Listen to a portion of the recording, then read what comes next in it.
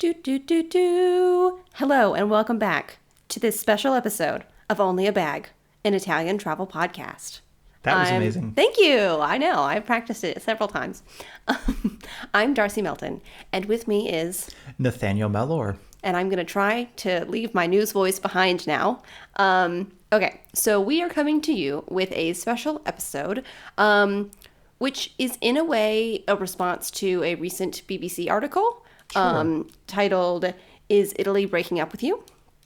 And the title of this podcast episode is "Italy Isn't Breaking Up With You." Subtitle, "She's Just Setting Her Boundaries." That subtitle was from me. I think the whole thing was for me. I think you're very tickled with it. I am very tickled with it. So yeah, basically we're going to not really talk about the article. We're just going to have it. It's an article comes out. You said this earlier. An article comes out basically every year talking about how Italy doesn't like tourists. Yes. So I think, this is the recent one. Well, that too. And I think a lot of people sent us this one. They're just like, oh, like not listeners. If you wanted to send us, you totally can. Onlybag.com. A little self-plug there.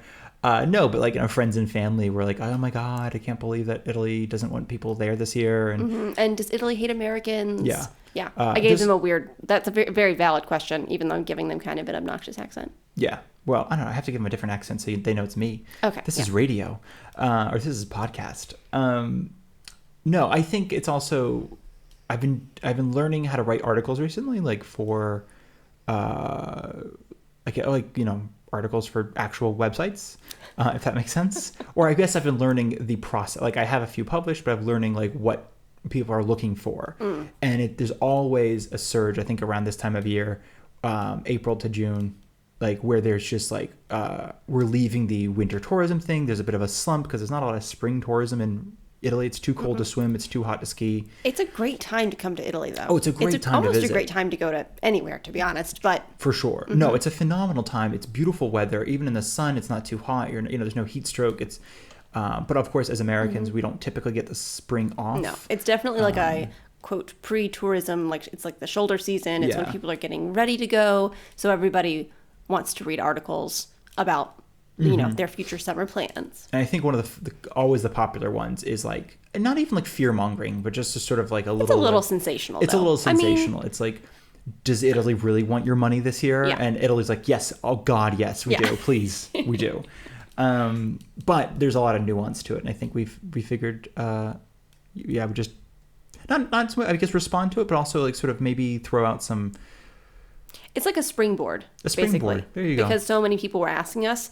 This is our response to all of that, because at least I know, so my dad sent me a text with this article just like, hey, this article came out, and I sent him a text saying, I'm going to send you a voice message. And it was probably a 3-minute long it wasn't a rant, but it was I was going off a little bit. Not at the article. It's not negative. It's just my opinions. And also, this is not, against the writer of the article. I'm assuming just like any other article writer, they have to fill that 1,500 words, and they're just like, I don't know, man, I'm just going to start like putting stuff in there, quotes and things. It's not a bad article. No, it's a great article. Yeah. And I was going to say too, is just that we figured since people are finding since people are asking us, I guess, our opinion, we figured we'd just record our opinion for posterity and post it online as in the form of a podcast. Yeah. Isn't that what we're always doing? Pretty much. This is a very opinionated podcast. So I guess you want to take it off, start.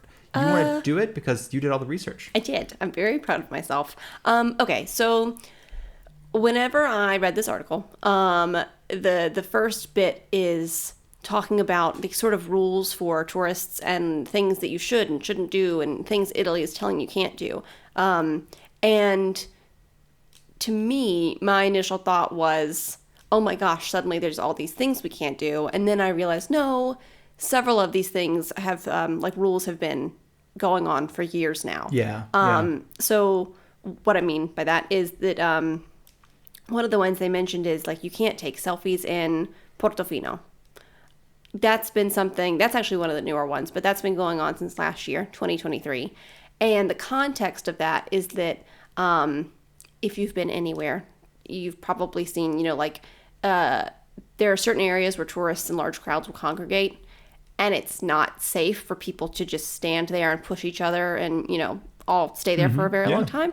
So there's specific spots in Portofino where people linger, they take selfies, they take a million selfies, and it's hindering other people from being able to experience that, lookout point. And it could also become dangerous because people like push each other, and it's just not safe. If I can add also just some other, it is Portofino. And also I think we talked about in the Cinque Terre, Rio Maggiore episode, last year, when we were there in Rio Maggiore, there is one little jutting rocky point. Yes. Where everybody takes the photo of Rio Maggiore from. It is the classic photo of Rio Maggiore, yes. And that was one that was slammed, and then but also that point happens to be between the beach, the entrance, or there's a ferry basically, a Cinque Terre ferry, but instead of going to the marina, it goes to this weird little concrete pier thing out a little outside of Rio Maggiore.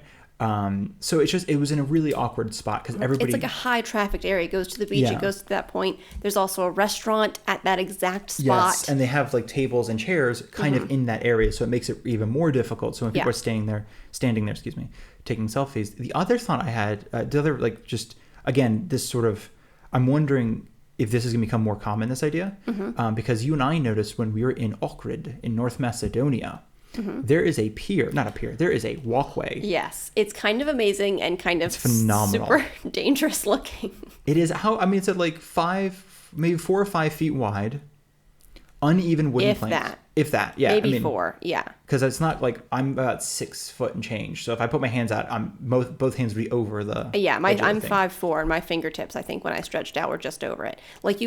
You could pass by somebody if you both went. If you both turn to the side. Yeah. You couldn't both be standing square. You had to both turn to the side. Is that what Harry Potter movie is that from, with the bus that squeezes? Oh, yeah. It's that situation. The best one. Prisoner of Azkaban. Sure. Azkaban. I've been in this country too long. Azkaban. No, but then that's something I was thinking, because when we were there, I realized especially so the sun doesn't really set over, it's a lake. So the sun doesn't really set and you're behind the lake, but there's a really beautiful shot where you're on the pier and you can take a selfie, and you get this lake and the sunset and it's gorgeous, but you're literally on the only pathway between these two parts of town that are only connected. How long would you say that pier, that pathway is? It's okay. It's about 200 yards, 300 yards. Yeah, it's long. You're on there for a few minutes and you're walking. So basically, you leave mainland. You leave the neighborhood, the mainland, and you walk out onto this dock pier thing that connects another beach. It goes out into the water. If I may, we haven't mentioned that the dangerous part is there are no railings on either side. Yes. So it goes out into the water. That's why we sound so frazzled. It is the way to get from one part of land to the next part of land, where there's several restaurants and a cute beach and stuff like that. B&Bs, yes. But there is no railing, and it drops off into the water. The water's not that deep, and if you can swim, you're fine. It's also quite rocky, though. I think that's it more is quite for rocky, me. That's and there are thing. Snakes in the water. And they like to nibble. But there's definitely a sort of, if you slip, because you're not a foot above the water. You are, I'd say 4 or 5 feet above the water. Yeah, so it is pretty tall. So if you slip and fall and hit your head, it is kind of a thing. It's not I slept into some water. For I think to give some more context just for that one is, nobody jumps from this into the water. No. The water is, I think it's too shallow to swim, but it's also very rocky. There's, like you mentioned, it's a lot of snakes in that area because it's rocky, so they kind of get warm in the thing and blah, blah, blah, blah. But people just stand there and take selfies. And when I think towards the end of our trip, because that was getting into later June, it was every night they'd be lined with people trying to take a photo, and people were getting angry, oh my God. Because you can't pass, but it's also on that specific bridge, unlike some of these points in Italy where you're on a rock cliff with a railing with there's some sort of infrastructure there. This pathway in Ohrid, it probably cannot bear that much weight at one time. No, it really cannot. It's already kind of a bit falling apart. It's surprising that's the way that you that it's is surprising the established path. that the town is guardrails. No. It's not metal, it's just wood. It's just wood. Yeah, so it's a very in the water. The balustrades or whatever that's holding it up are in the water. So that is context for why these rules are important. And you're right. I think with the high amount of tourism that's happening everywhere, but we're talking specifically about Italy, it might become more commonplace that there are rules like that, like the sort of keep moving rules. Especially because the Portofino one, there are just signs, just again, in case anybody's like, oh my God, I'm going to go to Portofino and get a 250 € fine for taking a selfie. It's just in areas where you see the signs and they're marked areas saying this is a do not stop area. However, you can stop for a bit. To admire the view, to admire the sunset, to take a photo of the sunset. Yeah, they're not saying don't enjoy it. They're just saying don't stand here and taking take selfies, a million being obnoxious. selfies. Yeah. And or do like a live vlog thing or whatever it is, which happens a lot in Rome. Sorry. So that's just literally one of the rules. We have 1,000 more. The podcast episode is like 10 minutes in. Okay, let's rock and roll. But so that is a good example of the things that were first mentioned. I'm going to go through some others in the beginning of this article that sort of make you go, oh my God, there's so many rules suddenly. So another one is no flip-flops in Cinque Terre. So this one we noticed when we were in, sorry, I'm just going to say it slowly. Cinque Terre, 5 lands. 5 towns. It's 5 towns, yeah. So what that means, it doesn't mean that you can't wear flip-flops on the beach.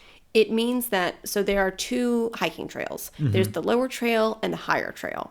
And specifically, the problem was that people were wearing improper footwear and just being irresponsible when they were hiking pretty specifically on the higher trail because it's hiking. You're not near towns for most of it. It is a long hike.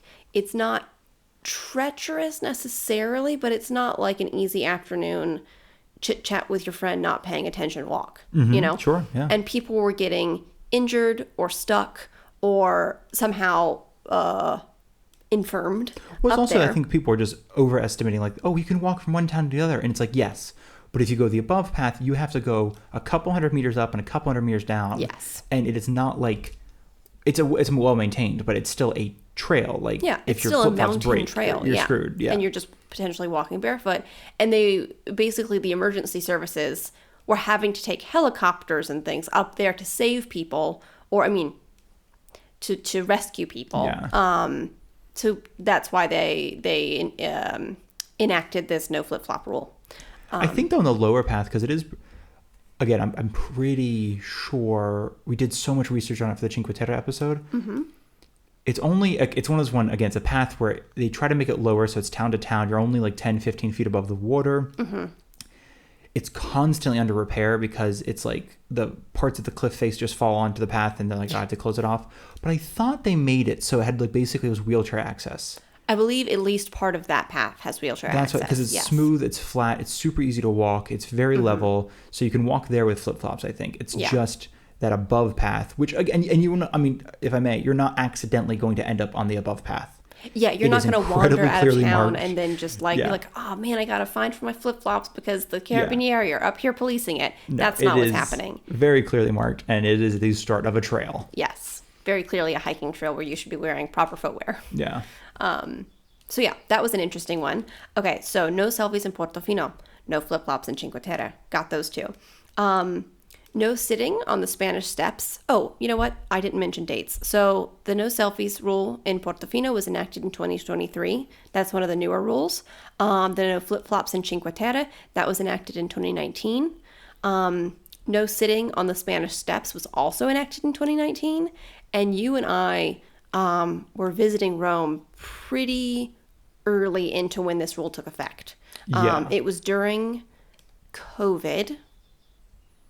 I guess so, yeah. It was, because that's one of the reasons they started the rule. Was that people were sitting too close to each other, and it was in like a weird shoulder period. Because 2019 was right before COVID, so it was like it was when COVID started, lockdown started happening. But that was like March of 2020. Was it? Yeah, because I think when we were in southern Italy during March of 2020, I think like maybe Milan shut down a little earlier, but that in like February. But because I looked the articles, and the articles are August of 2019. Oh, okay. Maybe I'm wrong then. Because I'm wondering, I'm only curious because we went in 2015 and you could sit on the steps, but it was also slammed with people. Like you could not walk down the steps. Like nobody thought to leave like a gap, so you're basically... not at all. You're just just kind of squishing through people trying to walk down the steps. Yeah, I think and it happens to just for interesting comparison, the Piazza Michelangelo in Florence. Like if you ever see a photo of Florence from above, not from above, but from a high point of view, you're probably at the Piazza Michelangelo, or they're probably taken to the Piazza Michelangelo, and there's steps up there. And when we went, again, it's 3, 4, 5 flights of stairs, and they're pretty wide, but there's so many people sitting there looking at the skyline that you have to literally, it's 2 people sitting shoulder to shoulder, and you have to step over their shoulder and onto the step below them. Or in between their, between the 2 of them, like, oh, excuse me, can I put my foot between the 2 of you who are sitting hip to hip? Kind of like a nightmare. I'm wondering if that's the thing with Spanish Steps, if it's also causing like emergencies. For sure, yeah. I guess my recollection was that we went one year and you could sit and whatever, and it was normal. I think, yeah. And then the next year we went. And 2020. Because we hadn't gone there for years. Oh, it was a 5-year gap. Okay, my recollection is wrong. It was a 5-year gap. Yeah. But we went once and it was normal. You could sit there, eat your sandwich, blah, blah, blah. And the next time we went, there were police officers like whistling and wagging their finger at you. You can't sit. Because I would say that wasn't, I think in late June of 2020, we went to Rome during COVID because we were in thing. They had what is it? Not raised the lockdown. They raised the restrictions so you could move within Rome, move within Lower Italy. The restrictions. Lower the restrictions? There were fewer restrictions at this point. On movement. And it was safe to move, yeah. And we were still really nervous about leaving the country because there's all these restrictions on leaving and coming back in. But they're like, if you wanted to move around Italy, you totally could. With like your little paperwork and your mask and your this and your that. Yeah. And because we went to Rome for a house sit because that person was leaving. And then we went to Spanish Steps and realized, like, oh, they're empty. We could just have a sit. And as soon as we sat down, I was like, oh, my God. Okay, so there's a reason they're empty. Got it. Okay, yeah, you're right.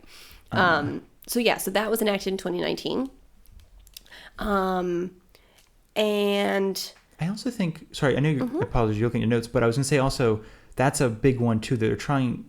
A lot of these, if I may, a lot of it is like preservation, if I'm not mistaken. It's a lot of it's like, don't sit here, don't sit there. I think you're going to talk some more in a second about where you really cannot sit. And while you're sitting on stone, there's still just, it's like people jumping up and down, and anything fragile will snap. Like, stone's really hard, but it's not really... Rome is a good example because, I mean, every summer they have people who are playing in the fountains and, Or somebody who threw the scooter last year and it chipped the Spanish Steps. Yes. And it's just like, don't... People who don't... This is so few people are this kind of person. But it takes, the one bad egg who throws the scooter on the Spanish Steps. I said one baguette, and I'm like, it is a baguette that threw that scooter. Well, I'm also thinking because last year was it was like the fitness couple from the UK that carved their names into the Colosseum and didn't realize it was that old. And they're like, oh, I just thought that's what people did. And it's like... Why would you think that? Well, to be fair, when we went to the Colosseum like a couple weeks ago, it was... Oh, yeah, it's people horrible. People carved their totally names into it. But it was like, oh my God. Like, so I think there's definitely again, do you go back and cover all that up, and which is covering up history, or do you... Because, I mean, some of those names are... maybe not thousands of years old, but certainly 100 or 2. I mean, we just talked about it. People in Pompeii were doing the same thing. Exactly. That doesn't mean it's okay. It is not. Sorry. So I apologize. No, that's a really good point. One other thing I was going to say is that there are now, I don't know if there are specific rules around it, but there is monitoring around the Trevi Fountain.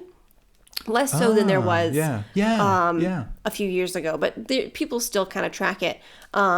I mean, like, police will, like, not let you jump in the fountain or... They're not big on letting you put your hand in the fountain either. Yeah, I don't think you can't really touch the water. They're kind of like, don't do that. But people crowd around it and sit on it and treat it like it's not a historical, beautiful monument, Well, it's also, I think, because I think there's if you've seen pictures... dear listeners, there is a rim around the water where the water pools. Yes. And I don't think you can sit on that because I think last year... I don't think you're supposed to, no. Yeah, people were whistling and the cops kept saying, no, you can't sit on that. You can you can lean while you take a photo, but you cannot sit on it for an extended period. And I don't know if it's creates a crowd. I don't know if it creates... But it's probably also a preservation effort. That is a part of the sculpture. You cannot sit on the sculpture. And that's the thing, it's like a work of art. Why would you damage a work of art just because you... You can't climb on the David. Yeah. I mean, you should be able to, though. I'm kidding, obviously. Please, God. I'm kidding. They could. Oh, that would be a good tourist attraction, though. Make a replica of the David, but, scalable. And then climb on it. Yeah. Yes. Okay. We came up with another thing, our last episodes. I know. Great ideas here. Amazing. Okay, let's get through some more of these places. Because God, we are so not close to finishing this episode. Okay, so you mentioned, Nathaniel, in Sorrento. Okay, Yeah. so Sorrento is a lovely beach side Which city. we'll talk about soon in another couple Yes, episodes. we'll talk about in another future episode. But it's kind of posh. It's, I mean, it's a city. It's a small town. city. You think it's a town? I would call it it's a a town. city. Okay, it's a big town. Well, I'm thinking if somebody says city, I would be thinking like we are from a city on the water. Yeah. But Tybee, I don't think Tybee's like a town. Savannah's a city. Okay. You know? It's a place. It is. It has some buildings. No, it's a very very small city. I guess so. But I mean, it's just like any other place. It's not like a little resort town that is only for tourists on the water. It is a active town which is also on the water. Yeah. That being said, it is historically a resort town for wealthy Napolitanos. So yes. But I guess people were better dressed back in the day. Yeah. But so the point is that you can now not be in the town, going about your day, buying your groceries, buying your tchotchkes as a tourist. I mean, I guess people who are from Sorrento maybe sometimes buy tchotchkes. The point is you can't be in town and wearing a swimsuit, as a top with little shorts. You can't be wearing, you can't be topless. You can't be wearing beach garb. Yeah. They want to keep it a little more like civilized, I guess is the point, and not so beachy inside the town. And I think too, I mean, it's quite Italian because even in Scalea, when we stay there, which is on the water, people love walking around the town, but and it's really, I mean, only Italians were there visiting, but no one walked around in like a bikini and a one piece in bathing suit and just shorts, and it's like outside of the beach. Outside the beach. When you're done with the beach day, you go and you get changed, and then you walk around the town. Yeah. I think he even quoted like, "We're not Florida. Stop walking around did. like you're in Florida," which I don't know if that's a burn on Florida or Florida's like common. I mean, I've seen Magic Mike, and I think they all wear bathing suits. I feel like a lot of times that takes place in Florida, right? Yeah. I think part of it does, yeah. And it's like they always You've seem like also people in the been to background. Florida. Yeah, but that's not the same thing. Nobody walks around Historical Jacksonville. evidence. You've seen Magic Mike. Yeah, that's what I'm saying. Like nobody walks around Jacksonville in a bathing suit, but people probably walk. Well, St. Augustine. A few people maybe. walk around. Yeah, so when you're on the beach, you can wear a bathing suit, just normal, know. But inside the town, you shouldn't be wearing just your bathing suit as a top or no top at all, and And I was gonna say it's something we're gonna get into the next episode, next episode, which will be the next one in the actual series of episodes called "Swimming Among Roman Ruins." But Sorrento has beachfront and no real beaches. They have two marinas. They are not anywhere I'd recommend swimming. They are. We're talking like part of it too is they throw a lot of the what is it called, the chum. Is that what it is? The cut up bits of fish into the water. So it's like there's a lot of things eating. You just don't want to kind of swimming on thought about chum. that. Yeah. There's also like just like fishing hooks. There's just, hopefully it's less of a thing, but they used to just toss like the nets and stuff into the water when they're done from the boat. It's not a place you want to go swimming at all. And you can visually tell. You get close to the water and it's crystal clear and trashed. Yeah. There are beautiful beaches outside of Sorrento, but I think that's also part of the issue. It's not so much they have a beautiful beach and, oh yeah, if you want to go walk around and get a coffee afterwards, go for it. It's like we have no beaches that you should be swimming at. So why are you walking around in swimsuits? Yes. I think is maybe part of it, but it is a gorgeous little It's a beautiful city. place, yeah. Okay, so that was enacted, that the no swimsuits as tops situation in 2022. Okay. Next, I think let's talk about, okay, so this is a big one. Ooh, here we go. We're getting into Venice. Oh, hot topic. My gosh. Not the store Hot Topic. It is a hot topic. Do they don't have a hot topic in Venice. That'd be wild. No, I don't think so. That would be too much. That'd be the weirdest collection of things. A hot topic in Venice. Let me see what they got. What's next? A PacSun? Dating myself. Okay, so in 2021, the government of Naples made the big Venice? choice. Yes, Venice. Did I say Naples? Yeah. Okay.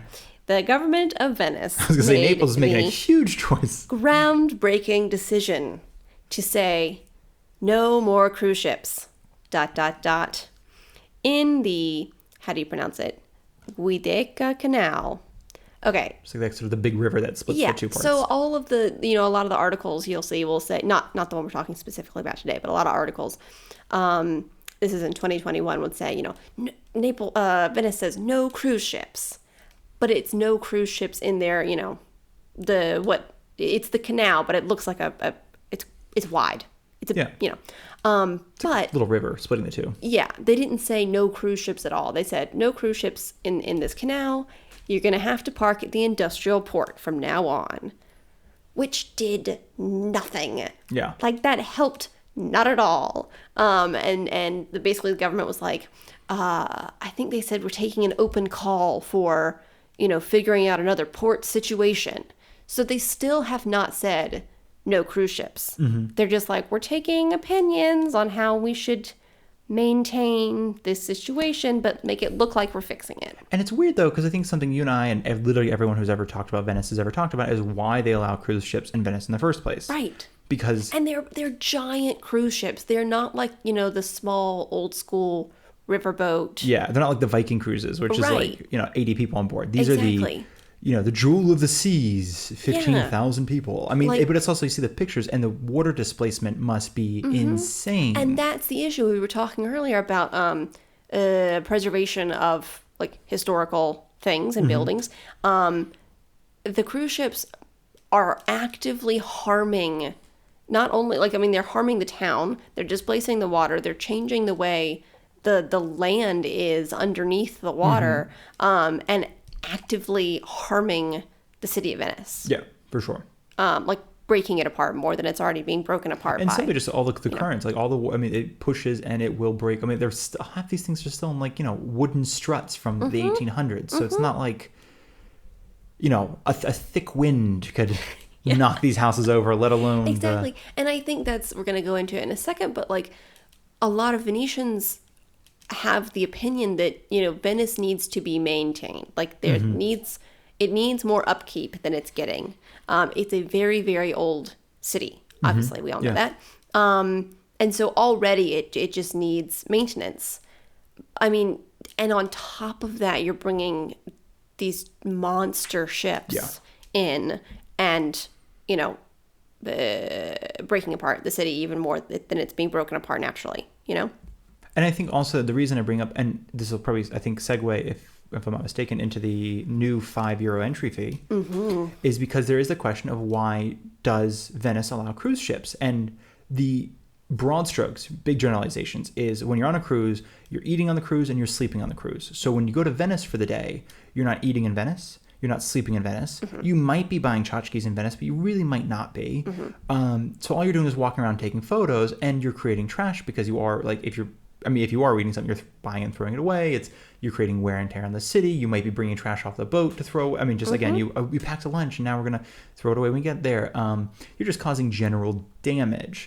And I think it's that sort of any town that has tourism, I think will know that, like, unfortunately, the worst kind of tourism is the kind of tourism that doesn't actually put money into the economy and that leaves because while it's also, there's an argument of like, well, they didn't really do that much. It's not that bad. It's like, no, it's just bodies. It's just stuff. It's just breaking. It's just wear and tear. It's, all these things. And I think that was a big thing. And that, if I'm not mistaken, led to this €5 entry fee. And yet again, the valiant government of Venice took swift and effective action by instating a €5 entry fee. The sarcasm is palpable here, folks. Venetians said, amazing, well done.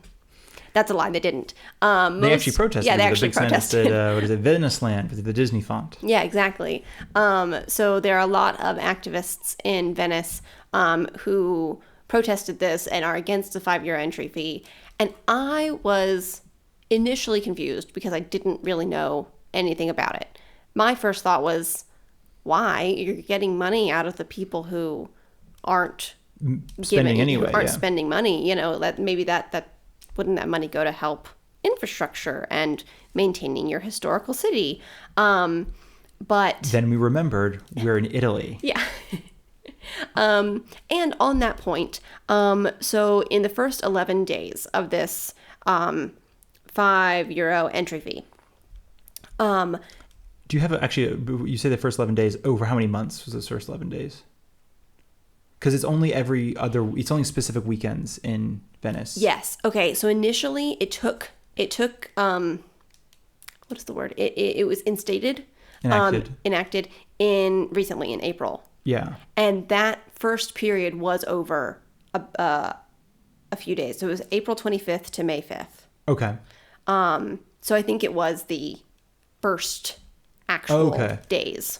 Because I know it's only like 40 days throughout the entire summer that they have to pay. 29 days. 29 days. Mm-hmm, okay. So that's not, I mean, again, for people listening, and you're gonna get into it. I think I'm gonna lay it out pretty specifically in a second. But this to my point about it, I thought, I'm like, that's gonna make you guys a whole bunch of money. That's no problem. Why are you so upset?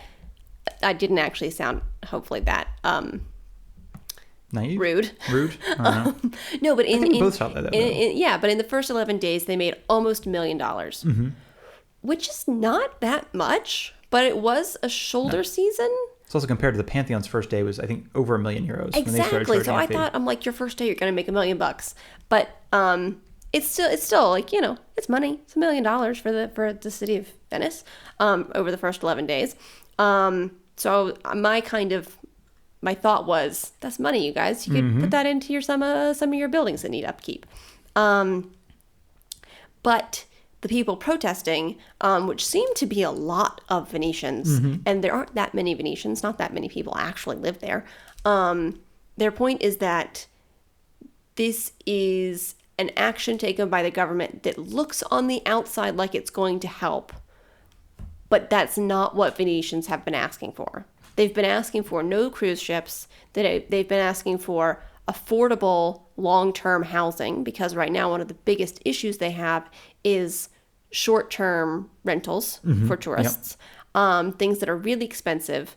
If I may also just jump on that, because that is, I guess I'll really jump in, because we also, again, I think I've mentioned in every episode that we're from Savannah, and that's a huge issue. Like the entire downtown area where tourists stay, it's very much wealthy people who've owned their house for 40 years, 50 years from before Savannah was that big, or it's short-term rentals. And it's impossible for people to really live there. And because Savannah pretty much relies on tourism, I mean, they have like a few other industries, but that's like a major industry for Savannah.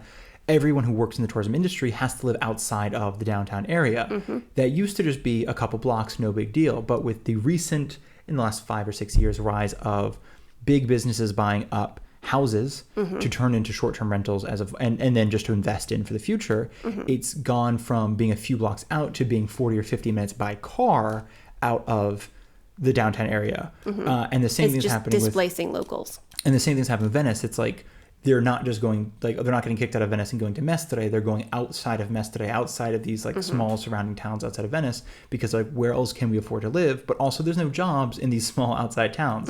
So they still have to get into Venice, an hour by train or bus, whatever it is, to get work. And I think there's a lot of, and again, Savannah has a lot of, not self-hatred, but there's a definitely, and I imagine Venice is like this too, where it's like when somebody owns a house in Savannah and it's like it used to be worth $180,000, it's now worth $400,000. You have one group of people saying, please don't sell that house for $400,000. Please just rent it out for an affordable price that people can actually live in it. And they might. But there's just as many people who are like, I understand that, and I want to help the Savannah, ecosystem, the financial ecosystem, but I can't say no to $400,000. Or if they rent it, I can't say no to the $3,000 a month it's now worth, when 5 years ago it was only worth $800 a month. And I think that's happening. It's happening around Italy, but Venice specifically, because Italy has a very long, and I think this is something that a reason I'm making this point is because as Americans, I view a lot of things in American terms. I view a lot of things as renting is just sort of a temporary thing, but Italy, no, it's especially post World War II, renting was like, instead of buying, you could rent for the rest of your life. And so it's never going to be that much. And there are people who, just live in the middle of Rome for 100, 150 euros a month. This is like when New York City might have been like $1,000 a month to live in Manhattan. So it's one of those things that Rome or Italy in general has always had a very, very, very long history of super cheap rentals. We've talked about contracts before, and we'll talk about in much later episodes about they have a 4-year by 4-year contract, which means you rent for 4 years, and then you have the opportunity to renew the contract for 4 years. But it's almost always that just continues. It just people keep going, and that's the reason I want to say is like this is a very complicated issue because what's happening is with Venice specifically is that there's a very small population of actual Venetians still living in Venice. The language is disappearing, the food, the culture, the whole 9 yards. Because again, it's just people. I mean, some people die, and then the kids. They don't, Well, and that's the thing. So there's, I mean, property taxes are a thing, but there's also the issue of whenever someone dies, like if a family's been living for generations in Venice, they want to pass that house on to their children or grandchildren, but there's also a fee associated with passing that on, depending on how, like, depending on the paperwork of that house, essentially. So sometimes that fee is more than those children can afford or grandchildren can afford because the even though, you know, for generations the families own this house, now the house is worth $1 million. Yeah, exactly. And those grandkids can't come up with the fee associated with $1 million house, you know. To pass along the house, they have to sell it. Exactly. So then they're kicked out, not like you said, not to Mestre, but even farther away because it's just this what's it called? But this effect going out. Like a ripple effect? Yeah, the ripple effect going out from Venice to these other cities and towns around, making the property everywhere more expensive and pushing locals farther and farther away. And if I may add one more, because then you have a finger on the outline and you know where you're going to go next. I was also going to say the other issue is, the reason I made the joke about, well, this is Italy, because then you remembered this is Italy. Italy has an issue with when they do one thing, they're done. Like if they're talking about like renovating a city hall, and they're talking about we're going to put plants and we're going to put new balustrades, we're going to put new railings, we're going to do this, we're going to put a clock tower, we're going to paint it, we're going to do flooring. They'll go in and paint it and then call it a day and say it's renovated now. And everyone's like, gee, no, it's not done. And that's a big issue, I think, because this took years to enact this 5-year thing. Yeah. And a lot of back and forth and a lot of this, and it's going to be good for us, blah, blah, blah. But then it's like... also a lot of people constantly saying, please don't do that. That's not what we need. So, and I think that's leading to, now there's a lot of fear that that's going to be it for the next few years, while the problem only gets worse. Right, the government's going to use that as a Band-Aid, saying like, oh, you're welcome, we did this great thing, it's fixed now. And I think the other issue is simply the fact that, not only are they not going to do anything, but there's not a lot of accountability as to where the money's going. Yes, It was not really 100%. And this doesn't mean like it's 100% corruption going into somebody's pocket. No, it just means that there's possibly no plan for how that money is going to actually help the city and Venetians. And there's a really good chance it'll be wasted on something like, beautification projects, which are great. But I'm like, you don't need to beautify something when you have buildings sinking. Yes. So if I may. Yeah, no, absolutely. And that a lot of people who are part of these protests and a lot of the Venetians who don't agree with the €5 fee, they're saying that it's turning Venice into a theme park. And you and I have seen the photo of someone, a couple people with the Venice land in the Disney font, as you mentioned earlier. And something you and I talk about a lot is people coming to, like, tourists treating their destination as a theme park. Yes. And people of Venice are like, it is quickly becoming that. Like, when you charge an entry fee to our city, it looks like an attraction. I mean, like a paid attraction. And one of the council members was quoted saying something. He's like, somebody actually asked me yesterday what time Venice closes. Yeah. And he's like, it is a city. And he's like, but this is the problem. And I think he was one of the ones voted down on the €5 thing. He's like, because I think, as we talked about this before, and you're going to bring it up later with the open air museum, I think when you're in a museum, there are rules. There are people who take care of it. There are expectations. Everything is set up for you as a tourist to enjoy it, like a visitor to enjoy it. You have bathrooms, you have docents, you have things you can and cannot do. But in a city, it's like a city. You could do anything. You could walk down an alleyway. You could, there's so many things you can do. It's a city. There's there's rules, but it's a city. Yeah. So I think that when people start thinking Venice is not a city, it also goes in the there's a forgetfulness, and I'm like, this has been here for 700 years. Stop touching it, please. Stop hitting it. I don't know. I feel like there's a desperation happening in Venice, because it's always been on the brink of destruction, I think. It's always been touristed. That's what you and I were talking about off mic today, is that Venice has been a tourist destination for hundreds of years. It got really big in the when people were doing the Grand Tour in the 17th 17th I think century. is when it started. Yeah. Wealthy, well-to-do British people, mostly men, going around. Started with men, for sure, yeah. Europe and Italy and visiting places and it was on the list. Yeah, where you writing. had to go. Yeah. So People trying to figure out it's- why they went to Venice. It's been a big touristy place for a very, very long time. And it has been decaying for a very long time because it's a very old place and it's sitting in the water. And I think in the 60s, there's that thing, there was a lot of like, again, some article I read is like James Cameron and a few of these like artists and writers and directors thought like they were going to be the last people to see Venice. So there's all these little projects of like capturing Venice. And then they built the, I don't know if it's a dam, I don't know what it's an underwater thing that's supposed to prevent, during like storm surges and things like that, it's supposed to protect Venice from sinking because, well, I mean, as we see though, every summer they have that 1 or 2 storms that raises the water level. And I don't know how tides work in the Mediterranean, you know. Yeah, me either. They only change by like centimeters at most. Darcy's pointing. But Venice isn't on the Mediterranean. Yes, it was on the Adriatic, which is part of the Mediterranean. Oh. It's the greater Mediterranean. Oh, wow, okay. I think y'all know already that I'm not good with geography. No, but I meant like it's not like the Atlantic and Pacific. Those have these like giant, like different. Yeah. 6, 7, 10, 15 feet sometimes of changes. Yeah. But what the Mediterranean, as we've found, I mean, there's all these pictures of like bars and stuff in Greece especially, and they'll be like an inch above the water, and it's like right because it never changes in a storm. Obviously It doesn't changes, but it doesn't change daily by many feet. Yeah, and I'm always curious. So it's like this was, you know, so when these big storms come in and you see these pictures of Venice under 3 feet of water and people like trudge around with water up to their kneecaps, it's like, so that's not super. Yeah. Like, you know, just in theory, that's a terrible thing to be happening. I apologize. So I'm keep interrupting. No, you're good. But a quick note on we're going to go into like the buzzword museums because you and I use it all the time. Talking about how Italy can be, you know, a museum, but we're going to get back into that later.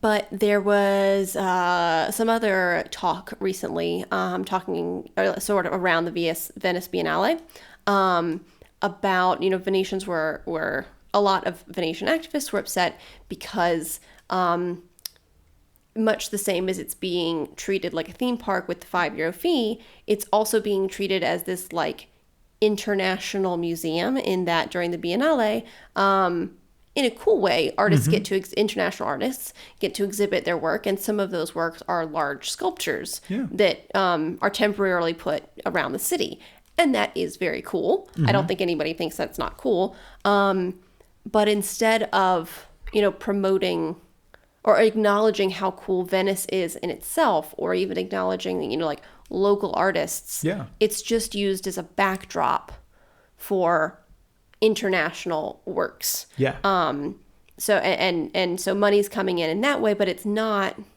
meaning like money's coming into the city because people are coming to see the Biennale, but that's not being necessarily used to maintain the city. And it's also not like still displacing local people. And it's not an appreciation of the architecture and art of Venice. It's an appreciation of new art that is, it's just, again, it's there for a short time and then it goes away. Yeah. Okay, so let's get into some of the specifics about the €5 entry. I found this fascinating. So like you said earlier, it is only in effect for 29 days in a period of time. So it started back on April 25th, and it only goes until, I believe, July at this point. Oh, okay. So it's 29 days. So it's not all the time. And so it was in action from April 25th to May 5th. That's gone now, gone by. And then Saturdays and Sundays through May, June, and July. So it's just weekends during May, June, July is when it's happening. And there are so many exemptions. Yes. Which, I just found that fascinating. Okay, so let me go through some of the exemptions. It's only from 8:30 a.m. to 4 p.m. So if you come into the city after 4 p.m., you don't have to pay. Yeah. It's only for people who are staying outside of Venice. So if you're a tourist and you're staying inside of Venice proper, you don't have to pay the daily €5 fee. You will have to pay the regular tourist tax that we have talked about lots of times.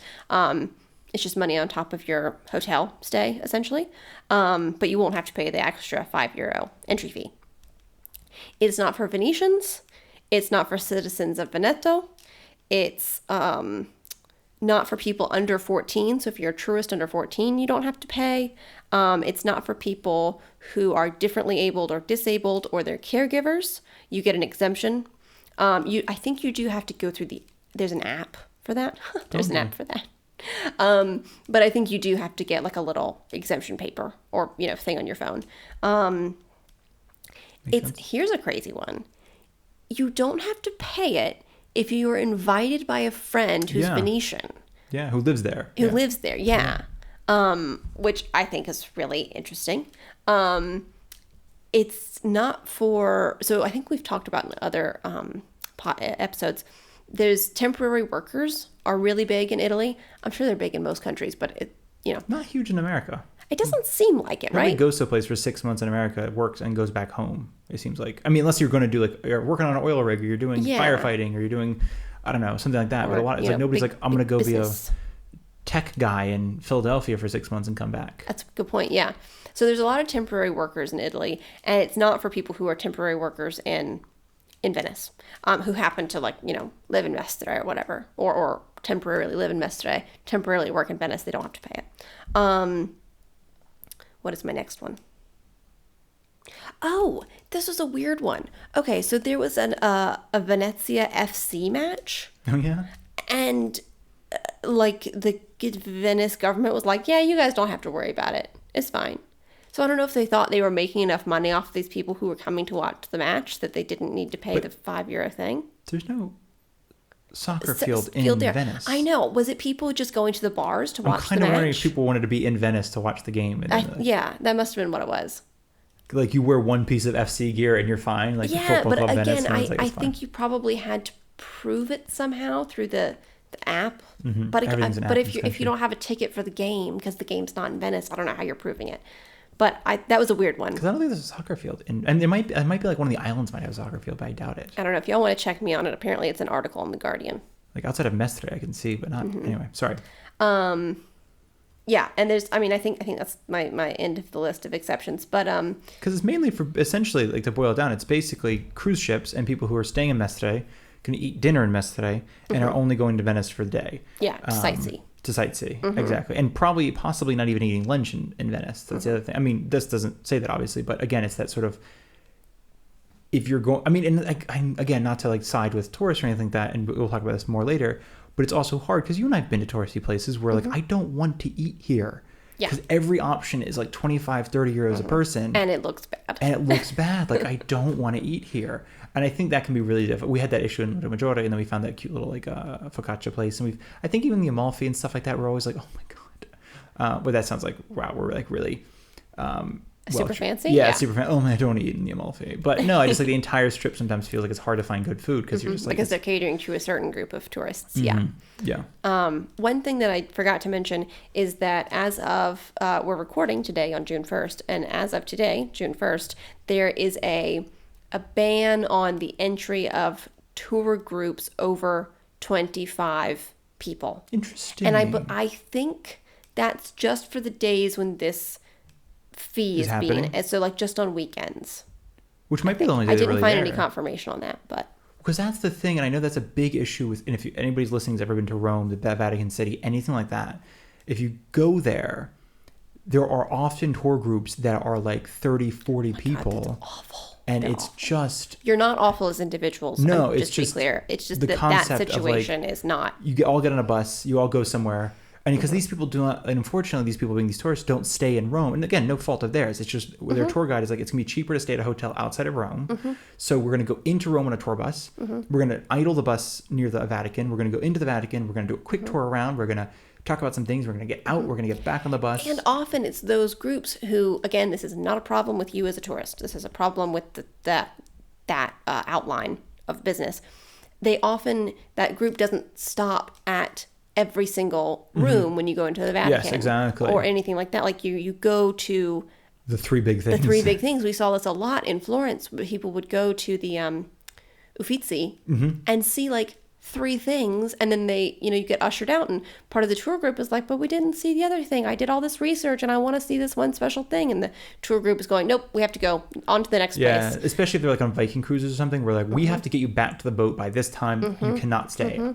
Otherwise, you're gonna have to get yourself back, and good luck. Yeah, I don't think that's even allowed. I think that's pretty. Well, I don't know Like about they're Viking, but adults, they certain could ones do are. that, they can kick them off the cruise, probably. I don't know. Yeah, might. I don't know. I have no experience with that. If I may too, it's like a lot of this we're saying, oh, these tourists. We really don't mean the individual. We do mean specifically the tour groups, It's the way the tour companies structure things. Yeah, and the way they're allowed to be structured, even in Yeah. the Vatican. Sorry.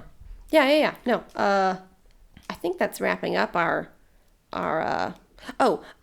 If you don't pay the €5 entry fee on the days that you're supposed to be paying it, which is the weekends from May to July, if you're found to have not paid it, there's a €50 fine. So just pay it. So just I pay guess. the $5. And it hasn't seemed to affect tourism at all. Like the numbers are pretty much the same and even higher than they were last year, tourist-wise. People don't seem to mind paying the fee by and large, but it is the people of Venice who are like, this is not helping. Yeah, that makes sense. Yeah. So what is next? So let's talk about over-tourism and what that means, because that is why this article came out. That's why we're talking about this, is that Italy has a problem with over-tourism. And there are, 5 cities that are at the biggest risk right now. Okay. Yeah. And what that means is that they're not just Italians who are like, ugh, tourists. It means that those cities are at risk of way too high pollution. They're having a much bigger strain on their resources, and they are potentially losing their cultural identity. So the ones that are the most risk are Venice, Naples, Bolzano, Livorno, Rimini, and Trento. Some of those you may not have heard of. Dear listener, that's totally fine. Some of them are lesser known places, but they are smaller. And less equipped, I imagine. And less equipped to manage tourism. That makes sense, yeah. There's some others that are at like the second highest level. Rome, Florence, La Spezia, Cinque Terre, lots of other places that you may have heard of and may have not. And the list goes on, essentially. They're just not equipped to manage the numbers of people that are coming in and putting a strain on their resources. I think it's also, and this is just a small thing, it's something we notice every time we're looking for a place to live. In a place like America, there's so many cities. Like, it feels like every state has a handful of cities, and maybe not like every state, but because Georgia has like 2. There's a lot of cities in Georgia. I know, but like you're talking about Atlanta, you're talking about Savannah, you might talk about like Athens? Yeah, but it's like a college town. Everyone calls it a college town. Yeah, but it has a big strain on their resources because of the amount of college students that come in. But I think we got something in like New York has like 10 cities. There's New York City, but then there's like there's Buffalo and there's Albany and there's this and cities. No, but I'm thinking there's like also in Albany in Georgia. Okay, that's a good point. That's a city, I think. That might be a town. It might be. I have know. a very tight, I think, restriction on what a town and what a city is. I don't know why. No, but I'm thinking in Italy, it's one of those weird little things where there are cities, but I'm thinking like in the south, there's not that, like when we're talking about going down the southern coast, I think we've talked about this before. Salerno, which is the kind of the gateway to the Amalfi Coast, is like the last city you hit until you go all the way down, at least on the west side, till you get to Reggio Calabria. And you go to the other side, and there's technically like Bari's on the water. Excuse me, I just knocked into the table. But Bari's on the water, and there's a few other cities. There's Lecce, Matera, and Potenza, this, that, the other thing. But it's just like historically, there's only been a couple centers of power, a couple centers of commerce, a couple centers of a lot of things. And so what you end up having is a lot of these really tiny towns, a couple mid-sized, really junky cities from like the 70s and 80s that like experienced population growth and then didn't do a good job with it. Like they didn't build parks and things. They just built a bunch of apartment buildings. So like that's the only thing that a human soul needs, apartment buildings.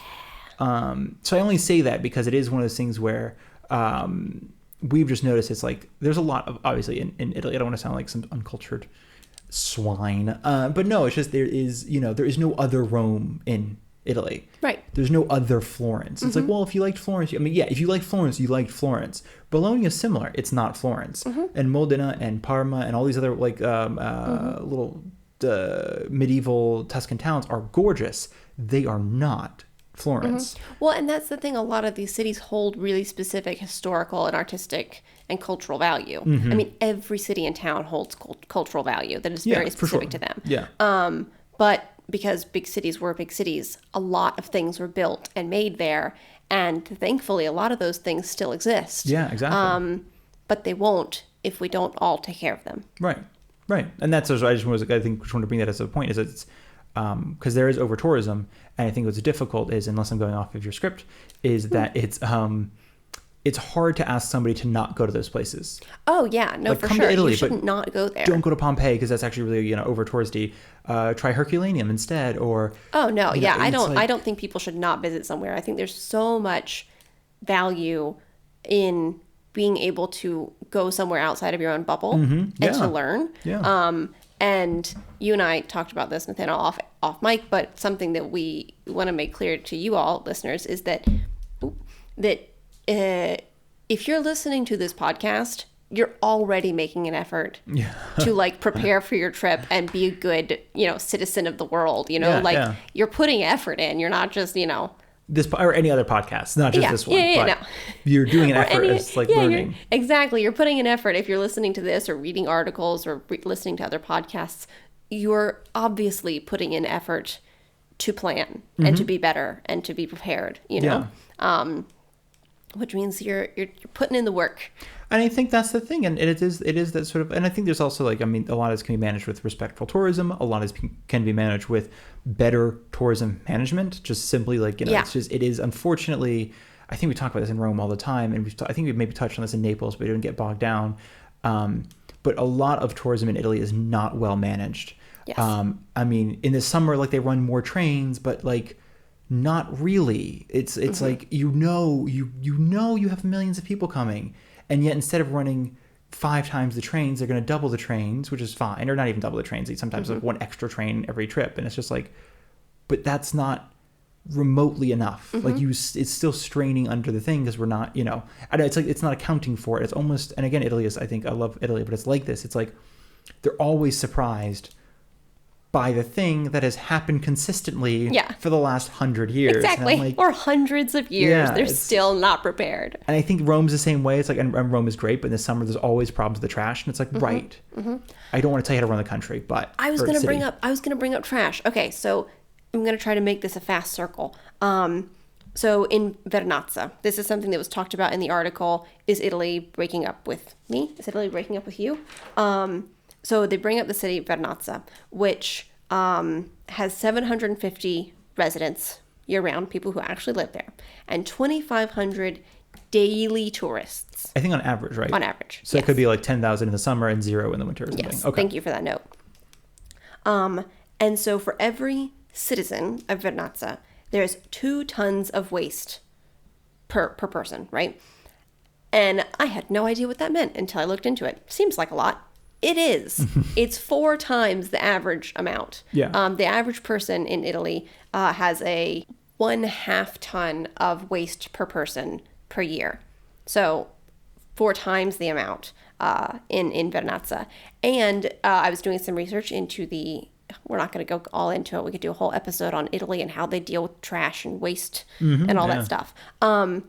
But thinking about how they're kind of never prepared, like you said in Rome, they're always surprised when there's way too much trash. And then almost every year, several times a year, the waste management people go on strike in Rome. But it's also, they tell you, it's not like a surprise. They wake up one morning. They tell you. Those people are prepared. Yeah. And which again, it's the same thing where it's they don't structure it to be ready for, and I only say this, I love Rome, but when you go to Florence and you go to Milan and you go to some of these northern there's less countries, trash on the street? There's we were in the middle of nowhere in Florence, on the outskirts of Florence, just again, some beautiful apartment buildings, this and that. We were staying well outside of Florence, completely immaculate street. I'm we're in the middle of nowhere. Actually, also the store, we talked about this in the episode, the Florence episode, but this trash goes underground. Yes. They have these lovely little receptacles that you put your trash in, and it goes boop under the street. Yeah. organized under the street. It's not just into the receptacles. Yeah, it's not just like a big canal under the streets that are collecting random trash. Yeah, but no, that way at least, so you because in Rome, and we talked about this, you get the trash piled up near the near the bins. But in Florence, I imagine you'll never have trash piled up near the bins. It's just, again, a way of, I don't know. It's just one of those small little things. And I know like the mayor right now is trying to, basically you can't just all of a sudden start having better trash collection. The or mayor better, of Venice. Rome. Okay. Yeah. He's just, it's a sort of a big, it's a huge thing to manage. But so in addition to that, in my research, I'm not going to go off on it, but just the waste management in Italy is not ideal. For sure. People don't create, people create an average amount of waste. People are people. But a lot of the trash from southern Italy is taken to landfills in the north, which just doesn't really make sense to me. And it's never, there's always more than they think there's going to be. So it's just not planned for. If I may, though, I will say Italy does have, almost every night you have to put out a different type of trash, whether it's which the is very compost cool. or the glass or paper or... There's a lot of, I think, healthy personal responsibility that goes into the waste management here. You have to basically divide everything. And in theory, very little trash is trash, if that makes sense. Like indifferent, this hasn't been able to be sorted into any other bin. It's just general trash that's going to the landfill. I think everything else, in theory, you can try to get as much as possible in everything else. And those things will go to recycling or compost. Exactly, yeah. But that was the trash, and that was the Vernazza. Basically, they just create 4 times the amount because of how many people come in every year. Yeah. And then they have to figure out how to do with it, because Vernazza is one of those towns on Cinque Terre that... So it's a tourism issue because it's over touristed, because it's a tiny place with only 750 people living there, which is so few people. And now they have to deal with 4 times the amount of trash and waste. So that's a tourism issue, but it's also like an infrastructure country, the government issue, Because not to mention, you're not keeping, even in Rio Maggiore or anything like that, you're not keeping that much trash from going into the water. It's impossible. You have a windy day, it rains, all of a sudden you get bags of chips and this and cigarette butts and all sorts of stuff in the water, and it's like, oh my God. And if I'm not mistaken, and maybe not, but I thought Vernazza is still one of those, there's still traditional fishing happening in Vernazza. It's not like... I think so. They don't...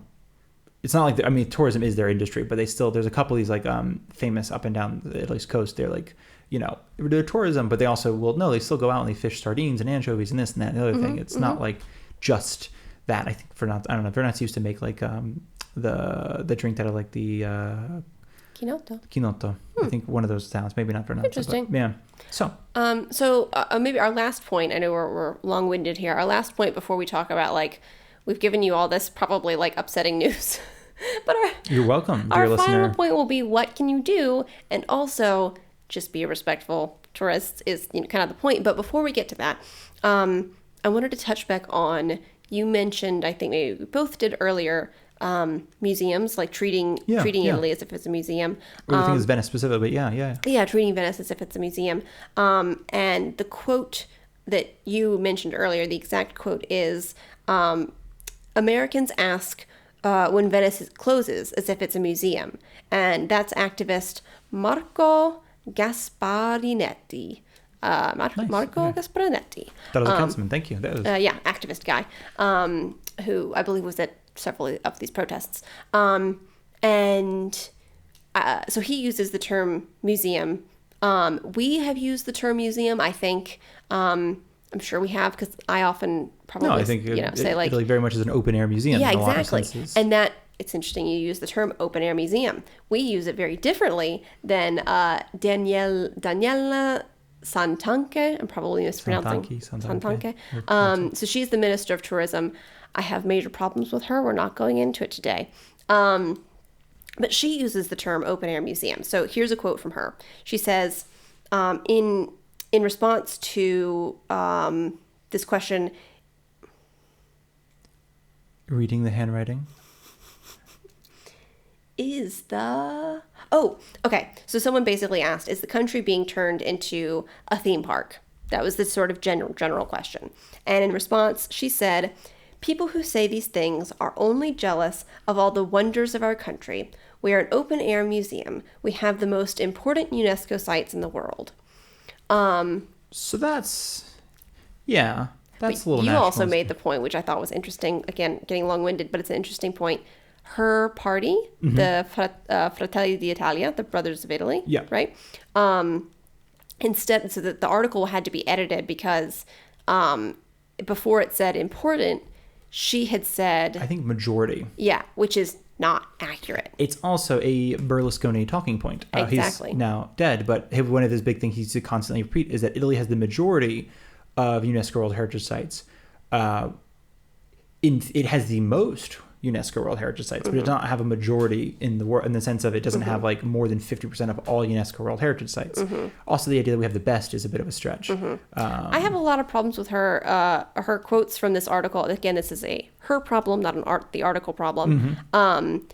She uses the way she phrases things she's just inaccurate. Like the points she makes are not well founded, They're generally false. Yes. Yeah. To put it a different way, they're exactly. lying, maybe. Generally false. When I say that, actually, it's interesting. If I may, one point is the Brothers of Italy. It's a nationalistic party. It's a they always are in the news for doing something that most people don't love. But the reason I mention them is because typically when Italy has a nationalist party, the fascist party, the Brothers of Italy, or whatever it is, there tends to be a refocus on tourism.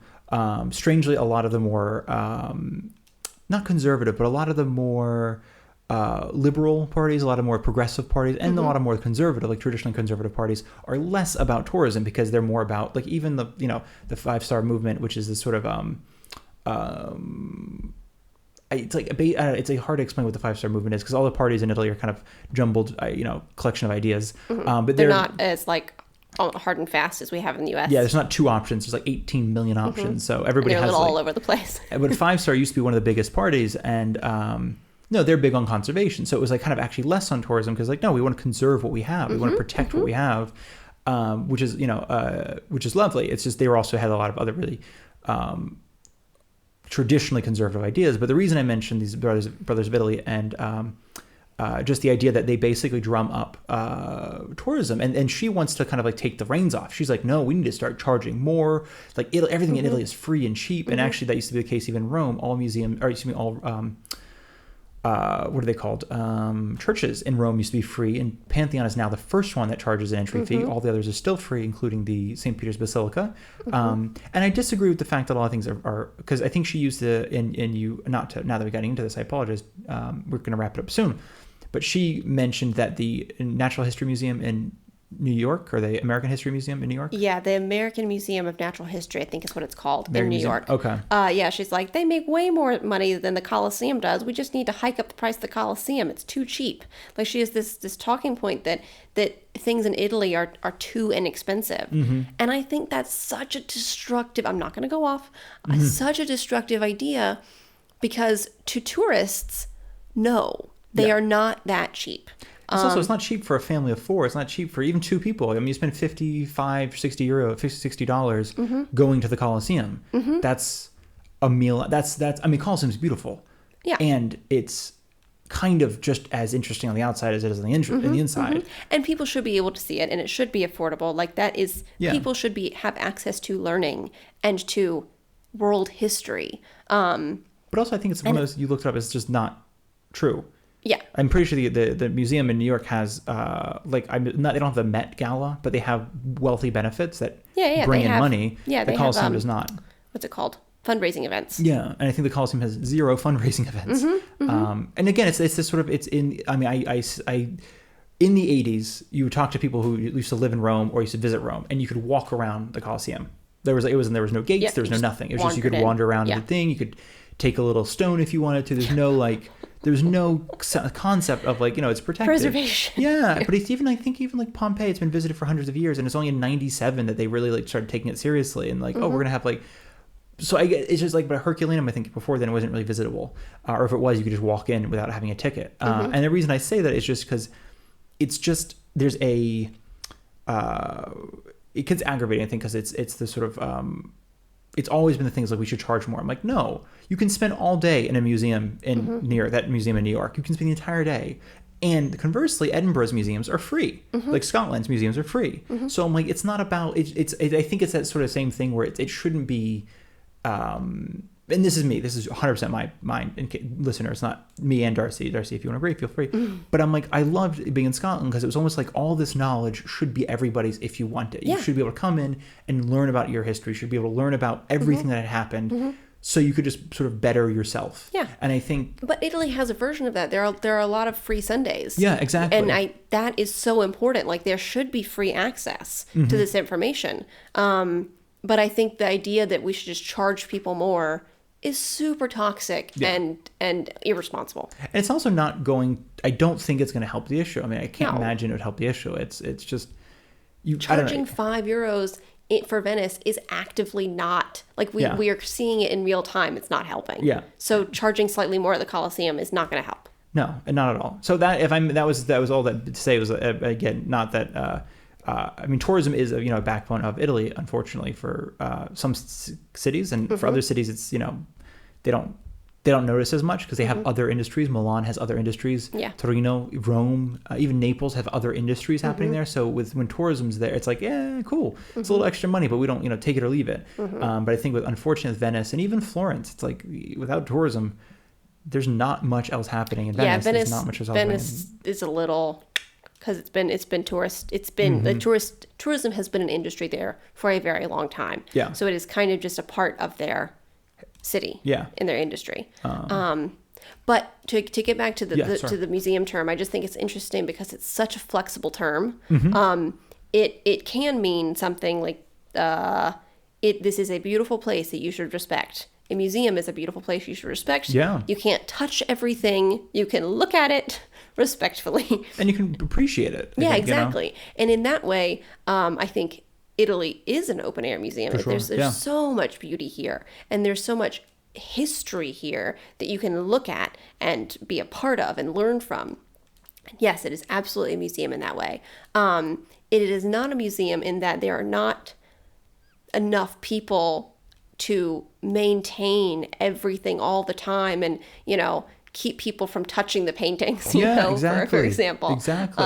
There's not enough human power for that. A lot of it comes down, unfortunately, to, I mean, one, it's personal like, I think, responsibility. I was going to say, it's a 50-50. It's like the cities need to be better prepared for it, but also, unfortunately, and I think, again, if you're listening to this, you are probably far more responsible, not just because it's our podcast, but just but you're putting effort into learning before you go. You're putting effort into being a respectful person before you go. And I think that would already puts you above, not above, but, just simply like you're already doing the right thing. You're already clearly a responsible person. Yeah, absolutely. You're not going there and expecting people to cater to you. It's like, no, I'm here to enjoy. I'm here to experience. So I think that's. Yeah, so that brings us into our final point of we've given you all of this heavy information. It's now weighing down on your shoulders. So you might be asking, what can I do? That's kind of what we've been talking about this whole time. Just be a respectful tourist and responsible person who's kind. Yes, you should absolutely visit the big cities. Like, you should go to Venice. I've never been. I really want to go. You should visit Rome and Florence. They're amazing. But also consider some smaller towns that aren't as touristed. Absolutely. It's great for those towns, and it's also going to be great for you because you're going to get a really probably authentic experience. One that's hard is create less waste.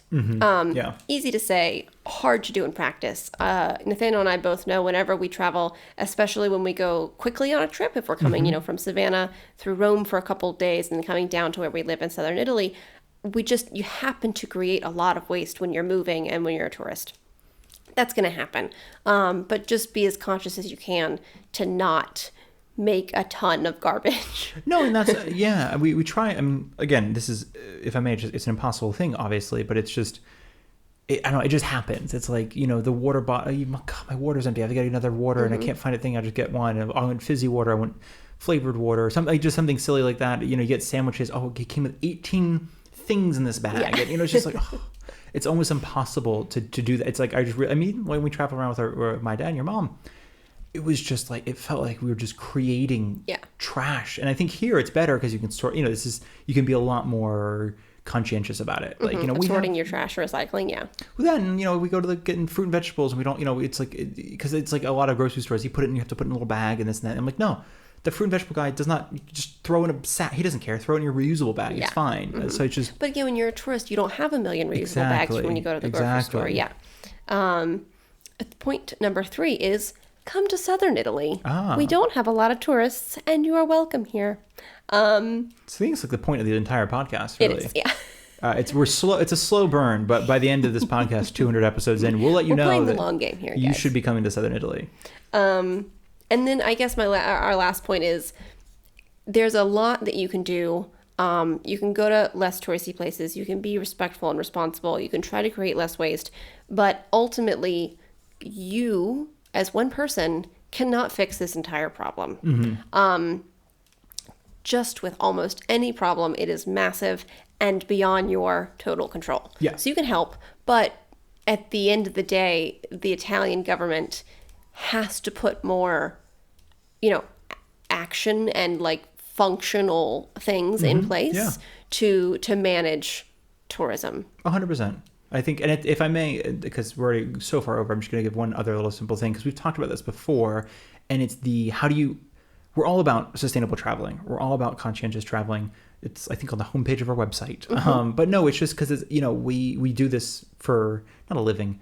We just travel. We do other stuff for money. No, but it's always really hard, especially when every year there's always a couple articles where like, really the best thing you could do for the environment is stop flying. And I'm like, yes, of course.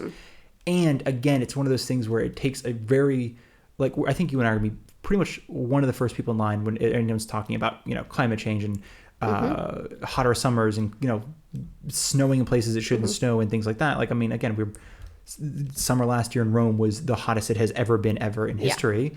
And a couple years ago in Savannah, we got snow, which happens once every 40 years, but not that much snow. And it's sort of like, oh. Things are changing and not the way they should be. And I think I say that because it's like, some people's responses are like, oh, just stop flying. And it's like, right. And while I agree in theory, it's sort of like, it is sort of that classic balance between, I don't know, I think you and I often come to the place that like traveling is just simply one of the ways to broaden your mind in a general sense, but also to understand there are other people out there. There are other people who live in other ways who don't share your points of view, who don't share your experiences. I've grown so much from being able to travel. Yeah. And I think in the and it's really invaluable. It is. And I think in the States, it's one thing. Like, going to a different city, the different state is one thing. But I think it's when you go to a completely different place and you're like, oh my God, I had no idea. Like, I was just so, like, I mean, for me, and I think part is like I started traveling when I was 18, and it was just sort of, I don't know. I mean, I think everybody who takes their gap year, it's like very eye-opening and things, and you're just like, wow, I can't believe, crazy. But I don't know. It's just, and then it sort of starts really eating away at you, because then you realize that there's also like, I don't know. There's a sense of real fortune being able to travel, like just a real, Absolutely. like just insanely lucky. And I say that because, again, it's sort of the problem. It's like, you should fly less. Yeah, probably. You probably shouldn't take a flight a week. That's probably not great for anybody. It also is a bit of a shame that, of all the billionaires that are talking about climate change, that are putting money in climate change, nobody's created like ships again. Like, let's do ships. But also, I know we're going off a little bit, but it's like this tangent's crazy. Very wealthy people can take their private jets around, and that creates a lot of waste. Yeah, it's got 3 people on the plane. Yeah, many people can be on one plane to a place that is going to expand their mind, and that's not what every single person taking a flight internationally is doing, obviously. But I think it's not. I think we're often shamed, not me and you necessarily, like all of us, we're shamed for traveling.